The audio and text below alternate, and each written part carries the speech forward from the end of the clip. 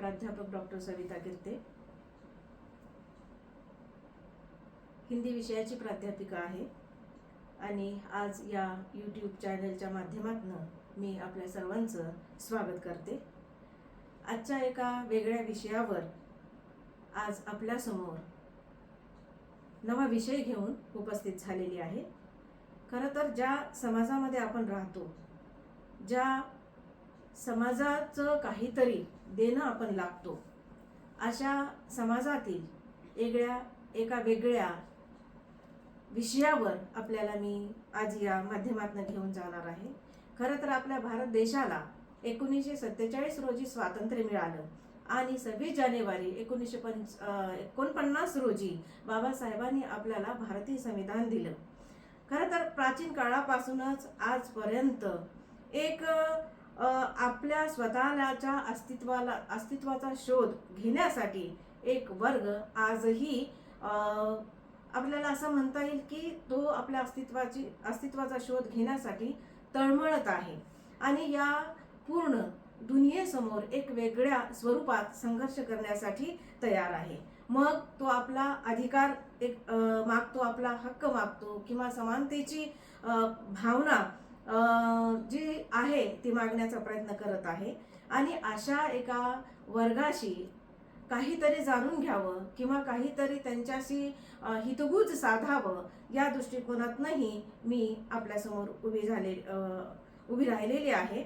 आणि हा वर्ग म्हणजे ज्या समाजानं उपेक्षित केलेला आहे, ज्या समाजानं एक प्रकारे त्यांना वाळीत टाकलेलं आहे असं म्हटलं तर आज वावगं ठरणार नाही। परंतु अशा या तृतीयपंथी लोक जे आहेत त्यांना थर्ड जेंडरही म्हटलं जातं, काही किन्नरी म्हटलं जातं, ट्रान्सजेंडरही म्हटलं जातं, छक्काही म्हटलं जातं आणि हिजडाही म्हटलं जातं। मग अशा वेगवेगळ्या नावांनी या वर्गाला संबोधित केलेलं आहे। मग अशा एका व्यक्तीच्या जाणीवा काय आहेत, अशा एका व्यक्तीची भावना काय आहे, ज्या परंपरेने चालत आलेल्या आहेत आणि तरी सुद्धा आपलं अस्तित्व टिकवण्यासाठी समाजाचा लढा असेल किंवा मनाचा लढा असेल ते आजही लढत आहेत। म्हणून एक मानवीयतेचा दृष्टिकोन ठेवून किंवा समानतेचा दृष्टिकोन ठेवून मी अशा एका व्यक्तीकडे आपलं लक्ष वेधू इच्छित आहे। ती व्यक्ती म्हणजे माझ्या समोर उभ्या असलेल्या सुहासिनी आळवेकर। मी आपलं सर्वप्रथम माझ्या या यूट्यूब चॅनलच्या वतीनं आणि माझ्या परिवाराच्या वतीनं आपलं सहर्ष स्वागत करत आहे। आणि या ठिकाणी उपस्थित असलेले माझे बंधू गिरीश मोरे आणि त्यांचा सर्व परिवार, शर्मिला मोरे असतील, माझे पती बसवंत बाळे असतील किंवा माझा मुलगा जो मला नेहमी सतत या ऑनलाईनसाठी प्रयत्न आणि मला साथ देत असतो असा उन्मेष उबाळे, या सर्वांचंही मी मनपूर्वक स्वागत करते। आणि खरं तर आपलं जीवन किंवा एक प्रकारे आपली जीवनी कशी आहे हे एक जाणून घेण्याची उत्सुकता नेहमी माझ्या मनामध्ये राहिलेली आहे। तर मग आपण ज्यावेळेस आपल्याशी मी संभाषण करत आहे किंवा आपल्याशी मी संवाद साधू इच्छित आहे, मग या संवाद साधत असताना मला असं वाटतं की तुमचा जन्म किंवा तुमचे आई वडील किंवा तुमचे भाऊ बहीण किंवा तुम्ही कशा पद्धतीनं म्हणजे हे जीवन अनुभवलेलं आहे आणि याबद्दल थोडंसं आम्हाला आपण सांगावं असं मला वाटतं। नमस्कार, मी तृतीयपंथी सुहासिनी आळवेकर कोल्हापूरमधून आहे। सर्वसाधारण म्हटलं तर तुमचा जो पहिला प्रश्न आहे की माझा जन्म आहे, जसं आपला सर्वांचा जन्म, मी म्हणणार नाही तुम्ही आणि आम्ही, तुम्ही आणि आम्ही म्हटलं तर त्याच्यामध्ये अंतर खूप राहतं। आम्हाला तुम्हाला घेऊन काम करायचं आहे, तुम्हालाही आम्हाला घेऊन करायचं असेल तर काही हरकत नाही, ही आमची पहिली भावना आहे। माझा जन्म म्हटला तर जसं सर्वसाधारण आई वडील 9 महिने 9 दिवसांनी जशी मुलं जन्माला घालतात तसाच माझाही जन्म झालेला आहे। अगदी जसं तुम्ही जन्म घेतलेला आहे, तुम्ही जशी मुलं जन्माला घातलेली आहेत तसाच माझा जन्म झालेला आहे।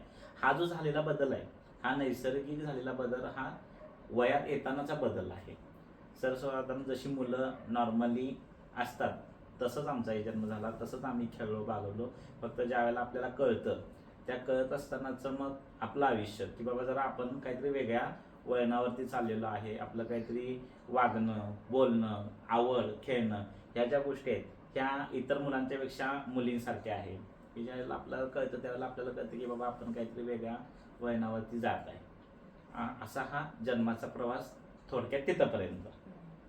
नाही, मग आपले आई वडील भाऊ बहीण किती आहे हा. किंवा म्हणजे तिथं आपल्या म्हणजे आई वडिलांसोबत असताना म्हणजे कशा पद्धतीने आपल्याला वागणूक मिळत होती किंवा तिथं बहीण भाऊमध्ये काही फरक करण्यात आला का किंवा काय कशा पद्धतीनं तुम्ही म्हणजे कसं हे अनुभवलं? घरी म्हटलं तर माझे वडील माझ्या लहानपणीच गेले.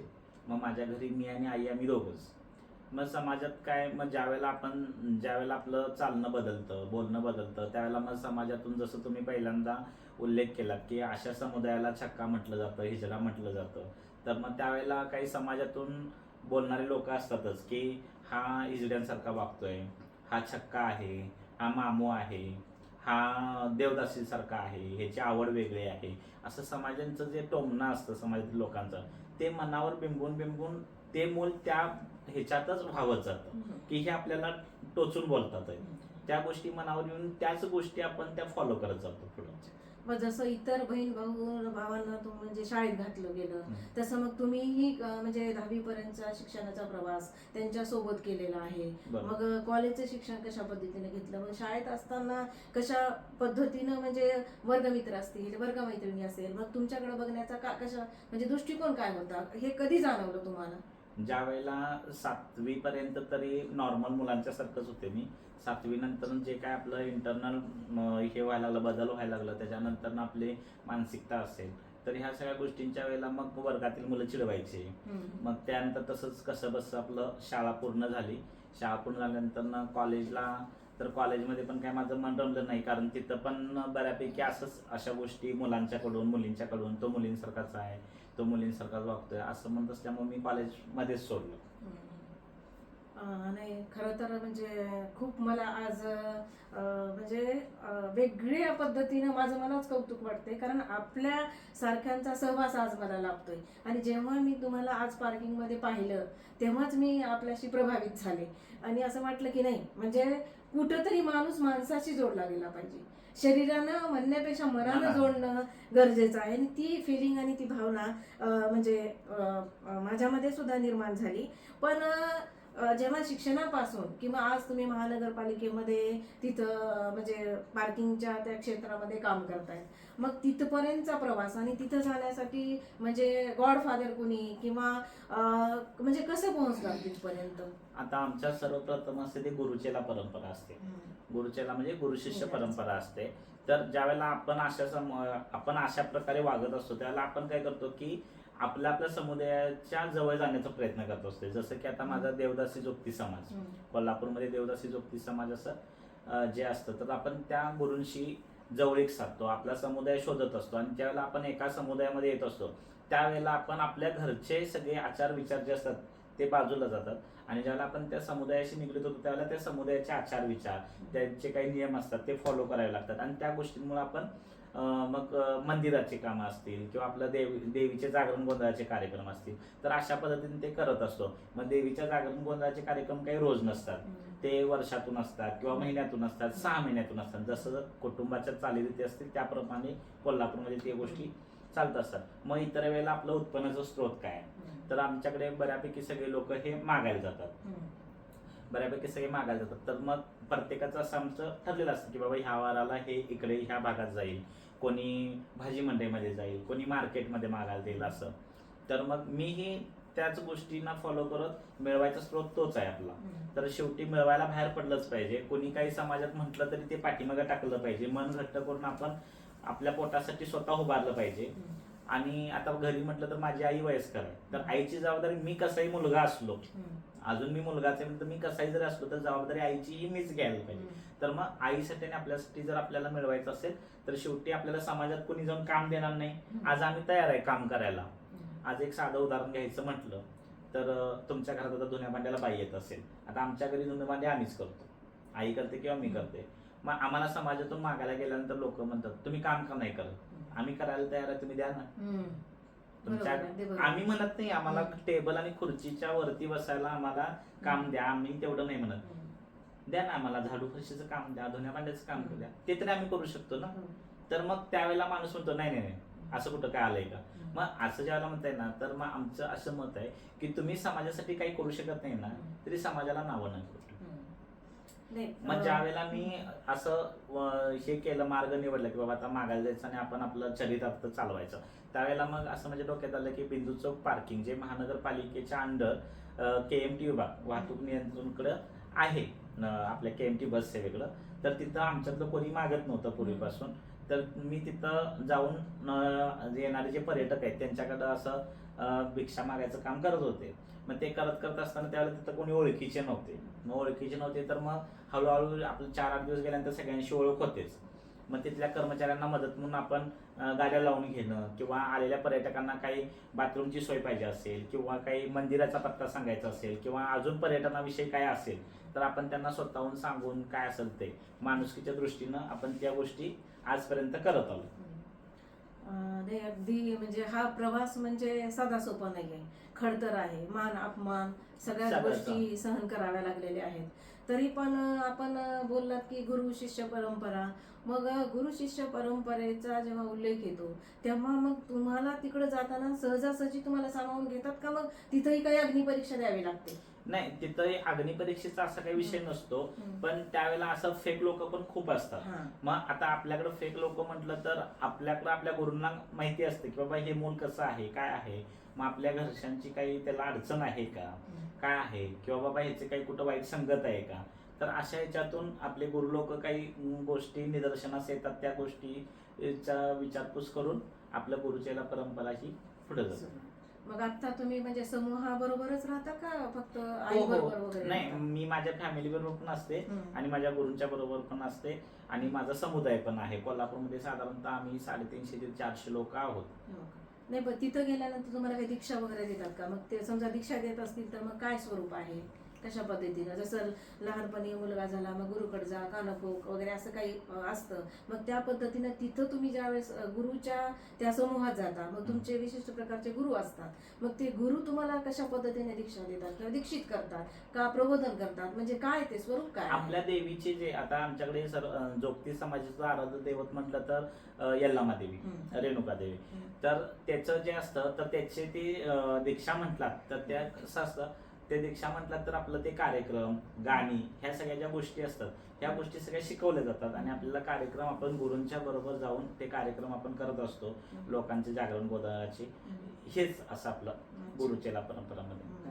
नाही, मग आता समजा या भारतीय समाजामध्ये वेगवेगळ्या पद्धतीनं सण असतात, समजा दिवाळी असेल, संक्रांत असेल किंवा गुढीपाडवा असेल, मग तसे वेगळ्या पद्धतीचे काही सणवार साजरा असतात का, समजा विशिष्ट काही का ह्याच पद्धतीनं तिथं पण असतात म्हणजे तुमच्या समूहामध्ये? आता आमच्याकडे आमच्या समुदाय म्हटले तर हिंदू संस्कृतीप्रमाणे आपले जे 12 महिन्याचे सण असतात ते 12 महिन्याचे सण आपण सगळे साजरे करतच असतो. आणि विशिष्ट म्हटला तर डिसेंबर महिन्यामध्ये मार्गशीर्ष महिन्यात आपली पौर्णिमा येत असते, त्याला आमच्याकडे चुड्याची पौर्णिमा म्हणतात, किंवा आपल्या ग्रामीण भाषेमध्ये रांडाव पौर्णिमा म्हणतात. देवीच्या बांगड्या त्या दिवशी वाढवल्या जातात आणि देवीला विधवा पण येतं. तर त्याला समस्त जोगती समाज म्हणजे ऑल जेवढा आम्ही समस्त जोगती समाज, कोल्हापूरच असं नाही पूर्ण महाराष्ट्र आपल्या इंडियामध्ये जेवढा जोगती समाज आहे तर तो जोगती समाज त्या दिवशी आपल्या बांगड्या हातातल्या वाढवल्या जातात. तर तो एक मोठा उत्सव असतो आमच्याकडे. मग ते बांगड्या वाढवल्यानंतर एक 5 ते 7 दिवसांना आपल्याकडं आपल्या ओढ्यावरती रेणुका मंदिर आहे जवाहरनगरला, तर तिथं देवीची आंबील यात्रा भरते आणि त्यावेळेला सगळे परत सवाष्ण होतात. नाही, पण ह्याला असं विशिष्ट नाव वगैरे काय आहे का, जसं तुम्ही म्हणालात की आता बांगड्या उतरवल्या जातात किंवा वाढवल्या जातात? मग त्या ह्याला रांडाव पौर्णिमा म्हणतात. अच्छा, रांडाव पौर्णिमा म्हणजे जोगती समाजाच्या बांगड्या वाढवणे, अच्छा, हा एक विषय असतो. आणि त्याच्यानंतर चैत्र पौर्णिमा, चैत्र पौर्णिमेला देवीच्या परत लग्न लावलं जातं. चैत्र पौर्णिमेला दरवर्षी रांडाव पौर्णिमेला बांगड्या वाढवल्या जातात आणि चैत्र पौर्णिमे दिवशी देवीचं लग्न सोहळा असतो, त्याच्यानंतर आमचे कार्यक्रम चालू होतो. म्हणजे ह्या तृतीयपंथी समूहामध्ये सुद्धा वेगवेगळे देव आहेत, जसं आता तुम्ही सांगितलं की यल्लामा देवी आहे, तसंच एक विशिष्ट समाज जो आहे, ट्रान्सजेंडर असेल किंवा मग आपला हिजडा असेल, तर हे आरावत जे दैवत आहे त्याला आराध्य देवता म्हणतात, मग त्याचीही वेगळ्या पद्धतीनं पूजा केली जाते. मग ह्याच्यात पण म्हणजे हे ह्यांचा देव आहे, हा ह्यांचा देव आहे, मग अशा पद्धतीने काही वेगवेगळ्या पद्धतीने साजरं केलं जातं का? नाही, पूर्ण तृतीयपंथी समाजाचं आराध्य दैवत रेणुका देवी आहे. मग ज्या त्या भागानुसार आता कोल्हापूरमध्ये फक्त रेणुका देवी बऱ्यापैकी लोक हे करतात, आराध्य दैवत. सातारा भागात गेला तर तिकडे काळूबाई आहे. मुंबई पुणे ह्या भागाला पण काळूबाई वगैरे आहे. तर तुळजापूर भागात तुळजाभवानी देवी आहे. पण हा ज्या त्या भागानुसार वेगवेगळं झालंय. पण पूर्ण सगळ्या समाजाच्या खाली म्हटलं तर तृतीयपंथी समाजाच्या खालीच आम्ही सर्व लोक. अच्छा. मग म्हणजे हे जसं आता आमच्याकडे लातूर जिल्ह्यामध्ये माळेगावच्या यात्रेला सगळे भटके विमुक्त जमा होतात. मग तसं हा तृतीयपंथी जो समाज आहे तो रेणुका देवी तिथं एकत्र येतो का त्या पौर्णिमेला? मग रेणुका देवीची यात्रा 3 महिने चालते, डिसेंबर, जानेवारी आणि फेब्रुवारी. तर सुरुवातीला भरपूर प्रमाणात लोक असतात. मग त्या 2-3 पौर्णिमेला प्लस मायनस म्हणजे लोक त्यावेळेला जमा होतात. पण डिसेंबर महिन्याची जी पौर्णिमा असते ती मोठ्या प्रमाणात असते. तिथं समस्त जोगती समाज उपस्थित असतो आणि भाविक वर्ग सुद्धा. तुमच्याशी चर्चा करून अगदी म्हणजे खूप छान वाटतं. तरी पण म्हणजे तुमचं शिक्षण 11वी पर्यंत झालेलं आहे. पुढेही शिकण्याची इच्छा होती, अर्धवट सोडलेलं आहे. पण आम्हाला सगळ्यांना वाटतं की अजूनही तुम्ही पुढचं शिक्षण घ्यावं आणि पदवीधर व्हावं. जसं की वेगवेगळे नावं आहेत, जसं गौरी सामंतचं नाव आहे किंवा लक्ष्मीचं नाव आहेत, आपल्याला ते माहितीच आहे. परंतु तृतीय पंथी जो समाज आहे किंवा आपण त्यांना लोक म्हणूयात, मग आज आपण या 21व्या शतकाकडून 22व्या शतकाकडे वाटचाल करत असताना सुद्धा या समाजाकडे बघण्याचा दृष्टिकोन बदललेला नाही. मग याविषयी आपल्याला काय वाटतंय की खरंच म्हणजे ह्या समाजानं सामावून घेतलं पाहिजे किंवा तुम्ही वेगळं जे चाललंय ते ठीक आहे असं काही म्हणजे आहे का? म्हणजे काय कशा पद्धतीनं ह्या विषयी विचार करताय? आमचा विचार तर असा आहे की आम्ही समाजाला धरून चालण्याचं काम करत आहे. तर समाजानं आम्हाला दूर लोटू नये. कारण की दूर लोटलेलं मूल हे वाया जाण्याचं हे मार्ग असतो. तर आमचं असं मत आहे, समाजाला अशी विनंती आहे की तुम्ही आजपर्यंत जे केलं ते जाऊ दे, ते पाठीमागे जाऊ दे. आपण 21व्या शतकाकडून 22व्या शतकाकडे जात आहे. आता जग खूप बदललेलं आहे. जग बदललेलं आहे, प्रत्येकाची मानसिकता बदललेली आहे. आमच्या सुद्धा ह्याच्यामध्ये बऱ्यापैकी आम्हाला आता चांगला रिस्पॉन्स येत आहे.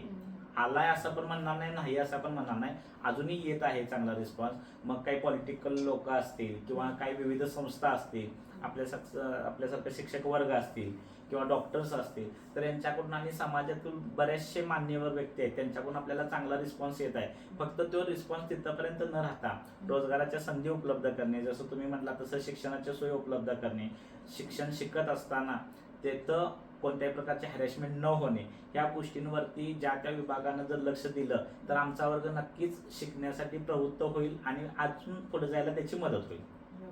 खूप खूप छान. खरं तर खूप प्रश्न आहेत आणि वेळ आपल्याकडं कमी आहे.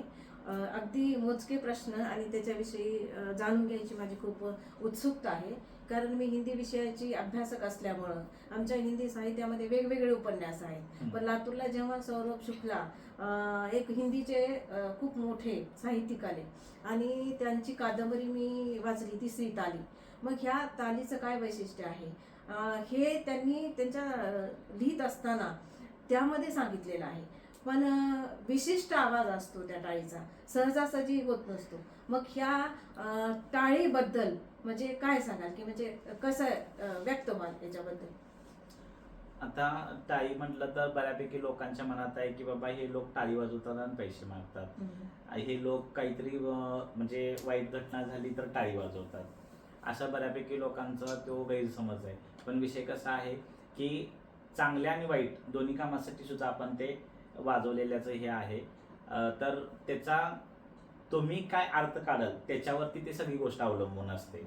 आता समजा भांडणात एखादं जर पुरुष असेल, भांडायला आलं तर तो शड्डूच मारेल, बरोबर आहे, तो शड्डूच मारेल. तर आमच्याकडे कसं आहे, भांडायला आलं तर आपण टाळी वाजवलं जातं. तर ते लोकांच्या मनात गैरसमज आहे की बाबा हे लोक नुसतंच टाळी वाजवतात आणि पैसे मागतात. तर असं नाही. आता थोडंसं जग बदललंय. आता कुठं मागायला गेल्यानंतर बऱ्यापैकी नाही टाळी वाजवायला लागत. लोक आता आपल्यासाठी टाळ्या वाजवायला लागलेत. आपणही चांगलं काहीतरी काम करताय आणि आपल्या चांगल्या कामाची पोचपावती म्हणून लोक आपल्यासाठी टाळी वाजवायला लागलेत. नाही, पण आणखीन एक भीती आहे. समजा तुम्ही वारंवार की समजा पैसे मागितले, समजा एखाद्यानं नाही पैसे दिले, नाही येत म्हटलं, तर म्हणजे त्या देणाऱ्याच्या मनात वाटतं की बापरे, आपण यांना नाही पैसे दिले. एक असा समज आहे की पैसे नाही दिले तरी म्हणजे पाप लागतं किंवा काहीतरी म्हणजे आशीर्वाद देत नाहीत, आशीर्वाद नाही दिले तर काहीतरी अघटित घडेल, असं एक सर्वसामान्य माणसाच्या मनामध्ये असतं. मग ही अंधश्रद्धा म्हणून बघायचं का खरंच ही वस्तुस्थिती असते, याबद्दल मला जाणून घ्यायला आवडेल. आता मी तुम्हाला त्याचं एक छोटंसं उदाहरण सांगेल. मी जात असते प्रत्येकासमोर मला काहीतरी लोक देतील म्हणून, तर माझी भावना कशी असते, आपल्याला लोक देतील, द्यायचा नाही द्यायचा हा समोरच्या व्यक्तीचा प्रश्न आहे, बरोबर आहे. तर माझं मन काय असतं, तुम्ही द्या किंवा देऊ नका. मग तुम्ही 1 रुपया द्या किंवा 101 रुपये द्या, विषय तुमच्या किती देण्याचा नाहीये, तुम्ही किती चांगुलपणानं देईल त्याचा प्रश्न आहे, आशीर्वादानंतरची गोष्ट आहे. तुम्ही तुमच्या किती चांगुलपणानं देईल एखाद्या वंचित समाजासाठी, तुमचा जो काही हिस्सा असेल देण्याचा जो, ते तुम्ही देऊ शकता. पण तुम्हाला जर द्यायचं नसेल तर तुम्ही वाईट काही बोलू नका. ही माझी एक अशी विनंती असते लोकांना की तुम्ही देऊ नका पण वाईट काही बोलू नका. कारण तुम्ही एक वाईट बोलणार तर आम्ही त्याच्या पुढे जाऊन 2 बोलणार आणि मग त्यातून फक्त निदर्शनास काय येतं, हे लोक पैसे दिले नाही की भांडण करतात. ज्यावेळेला तुम्ही आणि मी दोघंच आहे, तुम्ही काहीतरी मला बोलताय, 4 लोक नाही ऐकत आहेत, मी ऐकले, पण माझा आवाज जरा चढा असल्यामुळे मी तुम्हाला काहीतरी बोलतो, ते 4 लोक ऐकणार आणि 4 लोक काय म्हणणार की यांना पैसे दिले नाही म्हणून हे लोक दंगा करायला लागले. तर तसं नाही आहे. आम्हाला अपेक्षा आहे तुमच्याकडून काही ना काही मिळावं, पण त्याच्या उपर जाऊन अशी अपेक्षा आहे की तुमच्याकडनं आम्हाला चांगल्या वागणुकीची अपेक्षा आहे. नाही, पण जेव्हा 10 रुपये दिले तेव्हा जी जी भावना असते, दिल्यानंतर हात असा आशीर्वादाचा हात पुढे केला जातो. देणाऱ्यालाही समाधान असतं, घेणाऱ्यालाही समाधान असतं. म्हणजे तो क्षण जो असतो तो महत्वाचा आहे. पण ज्यावेळेस तू मैमय होत असतं तेव्हा काय वाटतं की नाही, काहीतरी अभद्र बोललंय, काहीतरी म्हणजे आपल्याला आशीर्वाद दिलाय का नाही किंवा पुढे काय होईल, ही जी भीती असते ती भीती कधी कधी योगायोगानं खरी होत असते. आणि मग त्याला योगायोगानं जर खरीच होत असेल तर मग हे असं झालं म्हणून हे असं, म्हणजे आपण तिथं संबंध जोडला. ते पण ही, पूर्णपणे म्हणजे मला काय म्हणायचं की ही अंधश्रद्धा नाही आणि आपण याच्यातनं बाहेर पडलं पाहिजे सहखुशीनं. समजा आपलं मला वाटतंय ठीक आहे, नाही वाटलं नाही, म्हणजे ह्या दृष्टीनं जर आपण वाटचाल करत गेलो तर म्हणजे समाजालाही थोडंसं म्हणजे वाटायला पाहिजे की नाही बाबा ह्या पद्धतीनं होत आहे, म्हणजे ह्याच्यातनं बाहेर पडण्याची गरज आहे आणि माणूस माणसाप्रमाणेच वागला पाहिजे. आणि आज एकमेकाला मदत केलं तर माणूसच माणसाला मदत करणार आहे. आणि आपल्याला मदत ही अशी गोष्ट आहे की मदत फक्त पैशाची असू शकत नाही. आज जर मी मागत असेल तर आज ती माझी गरज आहे म्हणून ती मागत असते. आज तुम्ही बघितलात कोरोनामध्ये एवढी मोठी महामारी होती, कोरोनामध्ये करोडो रुपयाची श्रीमंत असलेल्या लोकांना मदत कशाची लागत होती, व्हेंटिलेटरची, कशाची लागत होती, बेडची लागत होती. तिथं पैशाची गरज होती का, काही नव्हती. गरज आणि मदत ही अशी गोष्ट आहे की ती फक्त पैशाची असू नाही शकत, वेळेची असते. ती वेळ महत्वाची आहे. आज वेळ ही तृतीयपंथी समाजावर उत्पन्नाचा काही स्रोत नाही म्हणून भिक्षा मागण्याची वेळ आहे. तशीच कोणत्याही गोष्टीला, आता एखाद्या ठिकाणी ऍक्सिडेंट झाला तर तो, आता मी जर जात असेल बाईकून आणि एखाद्या ठिकाणी ऍक्सिडेंट झाला आणि तर त्या माणसाला तो किती कोट्यावधीचा श्रीमंत आहे हे बघून मी मदत करायला नाही जाणार, माणुसकीच्या दृष्टीनं पटकन मी मदत करायला जाणार. तिथं असा भेदभाव नाही राहत की बाबा तो श्रीमंत आहे मग मी जाऊ का नको, तो गरीब आहे मी जाऊ का नको. त्या वेळेची आणि त्या परिस्थितीची गरज असते. म्हणजे याच्यासाठी बाबासाहेब म्हणायचे की शिक्षणाशिवाय पर्याय नाही, म्हणजे शिकलं पाहिजे आणि शिकलं तरच आपलं अस्तित्व निर्माण होईल. मग जसं की आता म्हणजे काही ना काही प्रमाणामध्ये म्हणजे हा समाज जो आहे तो राजकारणातही येत आहे. म्हणजे काही ठिकाणी आमदार म्हणून पण हा समाज पुढे आलेला आहे. 2002 साली छत्तीसगड मध्ये आमदार आमच्या झालेल्या होत्या. आता तुम्हाला सांगायचं म्हणजे महाराष्ट्र पण मागा नाही राहिलेला. 2017 साली झालेल्या सार्वत्रिक ग्रामपंचायतीच्या निवडणुकीमध्ये लोकनियुक्त म्हणून ज्ञानेश्वर उर्फ माऊली कांबळे तरंगफळ ह्या माळशिरस तालुक्यातल्या तरंगफळ गावच्या आमच्या एक भगिनी लोकनियुक्त सरपंच म्हणून महाराष्ट्रातल्या पहिल्या तृतीयपंथी ह्या सरपंच पदाच्या खुर्चीवरती बसल्या. त्याच वर्षी झालेल्या ग्रामपंचायतीच्या सार्वत्रिक निवडणुकीमध्ये जळगावमध्ये अंजली कटील नावाच्या आमच्या भगिनी ह्या ग्रामपंचायत सदस्य म्हणून निवडून आल्या. आणि आता कोल्हापूर जिल्ह्यामध्ये हुपरी नगरपालिका ही प्रथमच अस्तित्वात आलेली आहे. तर तिथं झालेल्या पंचवार्षिक निवडणुकीनंतर जे निवडून आलेले सदस्य असतात त्यानंतर जे आपण स्वीकृत सदस्य घेतो नगरसेवक, त्यामध्ये तातोबा हांडे नावाचे आमचे एक गुरु आहेत, त्यांची तिथं वर्णी लागलेली आहे नगरसेवक म्हणून. म्हणजे हळूहळू का होईना हा. पण परिवर्तन होत आहे आणि त्याचं आम्ही स्वागत केलेलं आहे. आणि आम्हाला ह्या परिवर्तनाची अजून गरज आहे. अजून ही चळवळ मोठी झाली पाहिजे आणि तृतीयपंथी समाजाला समाजाच्या मुख्य प्रवाहामध्ये सामावून घेतलं पाहिजे. अगदी बरोबर आहे. खरं तर म्हणजे ज्या वेळेस आपल्या समाजामध्ये एखादा व्यक्ती मृत्यू पावला, मी असं वाचलंय, असं ऐकलेलं आहे, मृत्यू पावल्यानंतर इतर कोणालाही येऊ देत नाही आणि रात्रीच्या वेळीच त्याचं दहन किंवा केलं जातं किंवा मग चपलानं सुद्धा मारलं जातं. मग हे खरं आहे आणि कशामुळं काय म्हणजे ह्या सगळ्या जुन्या चालीरीती परंपरा आहे. आता माझ्या 15 वर्षाच्या ह्याच्यामध्ये तर मी अशा काही गोष्टी बघितलेल्या नाहीये. तर अशा काही गोष्टी बऱ्याचशा काही फॉलो झालेल्या नाहीये. या फक्त कथा कादंबऱ्या पूर्वीच्या काही झालेल्या आहेत. आता माझ्या 15 वर्षात जे मी काही बघितले ह्याच्यामध्ये असं काही नाही. सर्वसामान्य माणसाप्रमाणेच आमचं जीवन जगत आलेलो आहे. आम्ही सर्वसामान्य माणसांप्रमाणेच आमचाही अंत्यविधी व्यवस्थित होत असतो. फक्त अंत्यविधीनंतर जे काही आमचे कार्यक्रम असतात, म्हणजे जे आता आपल्याकडे बारावा घातला जातो, तर आपला सर्वसाधारण बारावा ही घरच्यांच्या पद्धतीनेच असतो. फक्त आमच्या जे काही मंदिरामध्ये कार्यक्रम असतात ते नंतर होत जातं. म्हणजे हा माझा गैरसमज होता की आम्ही काय करायचो, कारण कधी प्रत्यक्ष भेटलेलोच नव्हतो. मग आम्हालाही वाटायचं जे लिहिलेलं आहे तेच खरं आहे काय, किंवा जे वाचलेलं आहे त्याच पद्धतीनं मग हे अशा पद्धतीनं सिनेमामध्ये पण तसं दृश्य दाखवलं जातं. मग काय होतं की नाही, हा ह्याच पद्धतीने हे खरं आहे, हे सत्यच आहे. पण जेव्हा आपल्याकडून आज ऐकलं तेव्हा वास्तव काय हे कळालं आणि समाजालाही कळत आहे की नाही ह्या पद्धतीनेच म्हणजे सर्वसामान्य लोकांच्या प्रमाणच यांचाही अंत्यविधी होतो. अगदी आता त्याच्या पाठीमागे म्हणायला गेलं तर संध्याकाळ रात्रीच नेण्याचं कारण म्हणजे काय, आमचा समुदाय खूप, आमच्या समुदायाचा एका माणसाचा त्रास 10 लोकांना होता असं त्यावेळी गैरसमज होता. तर दिवसभर जे काही आपलं रुटीनची लोक आहेत, रुटीनचा सगळा समाज आहे, या समाजाला त्रास होऊ नये यासाठीच ते रात्रीचं केलं जायचं. अंत्यविधी वगैरे आपला कोणाला त्रास होऊ नये जाता येता किंवा काही अशा गोष्टीसाठी ते रात्रीच होत. म्हणजे तिथंही उदात्त दृष्टिकोन आहे. म्हणजे हा समूह फक्त सर्वांचं कल्याणासाठी विचार करत असतो, पण समाज यांच्याकडे एका वेगळ्या दृष्टीनं पाहत असतो. आणि म्हणजे काळ बदललाय असं आपल्याला म्हणायला काही हरकत नाही. नवीन मूल्य निर्माण होत आहेत आणि नवीन नवीन संकल्पना म्हणजे विकसित होत आहेत. आणि म्हणजे ज्यांना मुलं आहेत त्या मुलांचे आई वडील सुद्धा वृद्धाश्रमात आज जात आहेत. मग ते प्रॉपर्टीवाले असो किंवा ज्यांची घरची स्थिती चांगली आहे असे सुद्धा आई वडील आज वृद्धाश्रमात जात आहेत. मग आपल्याला असं वाटतंय का की बाबा नाही आता म्हणजे वय आहे तोपर्यंत ठीक आहे, पण उतार वयामध्ये आपलं काय किंवा आपल्याला सांभाळणारं कोण आहे. मग अशा वेळी खरंच या समाजाला वृद्धाश्रमाची गरज लागेल का?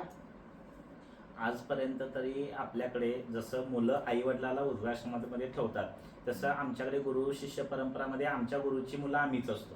पण आमचे गुरु जे वयस्कर होतात, जे गुरु आजारी असतात, तर आमच्याकडे आता त्यांच्या वयोमानाने त्यांना कार्यक्रमाला जाता येत नाही किंवा मागायला जाता येत नाही, तर आमचे गुरु घरी असतात. तर आम्ही जे शिष्य आहोत तर आम्ही आमचं मागून आणून आम्ही आमच्या गुरूंचा सांभाळ करत असतो. आजपर्यंत एकही अशी घटना घडली नाही की बाबा जसं मुलं वृद्धाश्रमात ठेवतात तसं आम्ही आमच्या गुरूंना वृद्धाश्रमामध्ये ठेवलेलं आहे. आजपर्यंत तरी गरज भासलेली नाही आणि आजपर्यंत अशी कुठं घटना घडली नाही की आपण आपल्या गुरुला दूर लोटले. तर आमचा समाज हा सगळा एकमेकाला समजावून उमजावून घेणारा आहे आणि सगळ्यांना सपोर्ट करणारा आहे. समाजात म्हणजे आमच्यात आम्ही सगळ्यांना एकमेकांना सपोर्ट करत असतो. अशी काही गरज भासली नाही. पण आता वाढती लोकसंख्या आणि या लोकसंख्येमध्ये वाढता आमचा समाज ह्याचं बघता तर आमच्याही ह्याच्यासाठी ज्यांना स्वतःचं घर नाही आहे, ज्यांना काही स्वतःचं मिळवून खायचं काही साधन नाही आहे, तर अशा ह्याच्यासाठी सुविधा असावी असा आमचाही मानस आहे. खूप छान. खरं तर मी असं म्हणेन की ना म्हणजे मी पुरुषही नाही, मी स्त्रीही नाही, मग मी कोण आहे आणि मग माझंही काहीतरी अस्तित्व निर्माण झालं पाहिजे. मलाही या समाजानं स्वीकारलं पाहिजे, मलाही या समाजानं सन्मान दिला पाहिजे, अशी जी भावना आपण वेळोवेळी व्यक्त करतो. आणि ही भावना व्यक्त करत असताना सुद्धा ज्यावेळेस आपण समाजात वावरतो त्यावेळेस खरंच या पद्धतीनं म्हणजे वावरलं जातं का? हो, आता आम्ही तरी आम्हाला फिट ठेवलेलं आहे. समाजात जाऊन आपण व्यवस्थितच वागणे, व्यवस्थितच वावरणे हे आमचा मानस असतो.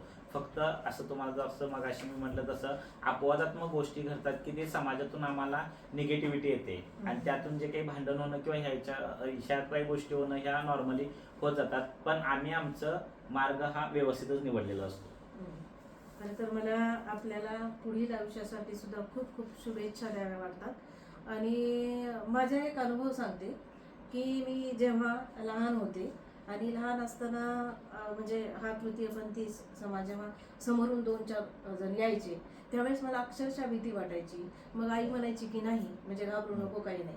किंवा मग आम्ही ज्यावेळेस वेळोवेळी प्रवास करायचो, मग रेल्वेने प्रवास करत असताना रेल्वेमध्ये पण हा समाज यायचा.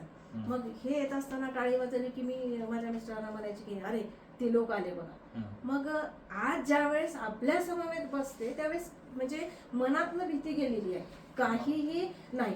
म्हणजे पूर्वीची जी मनामध्ये धाकधूक होती किंवा जी भीती होती ती आज पूर्णतः नष्ट झालेली आहे. याचं श्रेय जे आहे ते फक्त मी माझ्या अभ्यासाला मानते किंवा जेव्हा जेव्हा हे वाचनात आले त्याला मानते. कारण ज्यावेळेस आपण या समाजापर्यंत पोहोचतो किंवा त्यांच्याशी सुसंवाद साधतो तेव्हाच खरी काय ते परिस्थिती आपल्याला लक्षात येते. आणि मी असं म्हणेन की खरं तर हा त्याला जीता जागता इंसान असं म्हटलं पाहिजे. आणि या आपलं आयुष्य जगत असताना सुद्धा या समाजानं किती वेदना, पीडा किंवा घुसमट म्हणूया की किती सहन केलेली आहे. आणि सहन करत करत असताना सुद्धा आपल्या जीवनाचा संघर्ष करावा लागलेला आहे. मग अशा समाजाचा किंवा अशा लोकांची भावना समजून घेणं हे आपलं म्हणजे समाजाचं कर्तव्य आहे असं मला वाटतं. आणि ह्या कर्तव्याची जाणीव ठेवून मी आपल्यापर्यंत आज पोहोचण्याचा प्रयत्न केलेला आहे. खरं तर मला असं वाटतं की म्हणजे मनामध्ये जे मानवरूपी रोपटं उगवायला पाहिजे ते उगवण्याची सुरुवात मी माझ्या मनामध्ये आजपासून केलेली आहे. आणि हे कर्तव्याची जाण मी ठेवणार आहे असं मला वाटतं. आणि म्हणूनच हा जो आजचा जो म्हणजे आपल्यासोबत संवाद साधण्याचा प्रयत्न जो आहे तो केलेला आहे.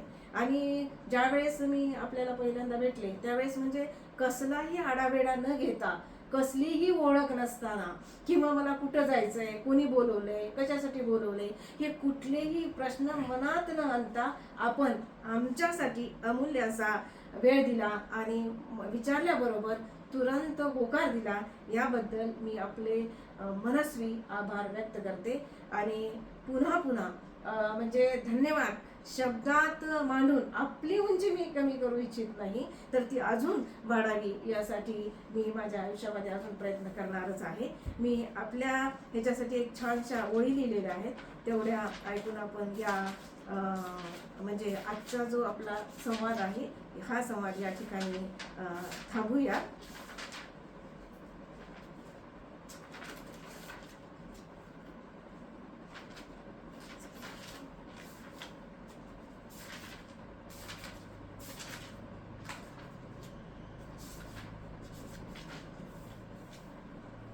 मी खास म्हणजे ही आजची जी माझी कविता आहे ती तुम्हाला डेलिगेट करते.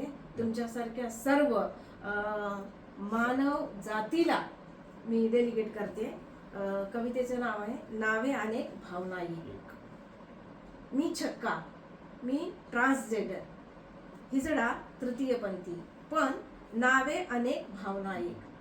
पण नावे अनेक भावना एक. जगतात जन्माला आलो तरी माणसात गिनती नाही खरी. जगतात जन्माला आलो खरी माणसात गिनती नाही खरी. आम्हालाही जगण्याचा हक्क आहे. आम्हालाही जगण्याचा हक्क आहे. आमच्यातही माणूसपण आहे. आम्हालाही अभिमानानं जगणं आहे. म्हणूनच आपल्या जवळ येणं आहे. आम्हालाही अभिमानानं जगणं आहे. म्हणूनच आपल्या जवळ येणं आहे. हृदयात वेदना आणि चेहऱ्यावर हसू. हृदयात वेदना आणि चेहऱ्यावर हसू. आमचा हात आशीर्वादासाठी डोक्यावर असो. समोरच्याची नजर कशीही असो, समोरच्याची नजर कशीही असो, आपलेपणाची भावना भावना आहे. आपलेपणाची भावना आहे. जीवनाचा संघर्षमय पाढा वाचत नाही. जीवनाचा संघर्षमय पाढा वाचत नाही. एवढंच की आम्हाला सन्मान द्या. एवढंच की आम्हाला सन्मान द्या. आपल्या बरोबर नात्यानं जगू द्या. आपल्या बरोबर नात्यानं जगू द्या. आमची नावे अनेक, भावना एक. आमची नावे अनेक, भावना एक. पुन्हा एकदा तुम्हाला शुभेच्छा देऊन आपण या संवादाला इथंच विराम देऊया. आपले खूप खूप आभार आणि धन्यवाद. पुन्हा भेटूया. माझी समाजाला एकच अशी विनंती असेल की तुम्ही आम्हाला साथ द्या, आम्ही तुम्हाला प्रतिसाद द्यायला तयार आहे. तुम्ही आम्हाला काही चांगलं करत नसाल तर आम्हाला वाईट म्हणण्याचा अधिकार फक्त कोणालाही नाही आहे. धन्यवाद. धन्यवाद. निश्चित निश्चित निश्चित.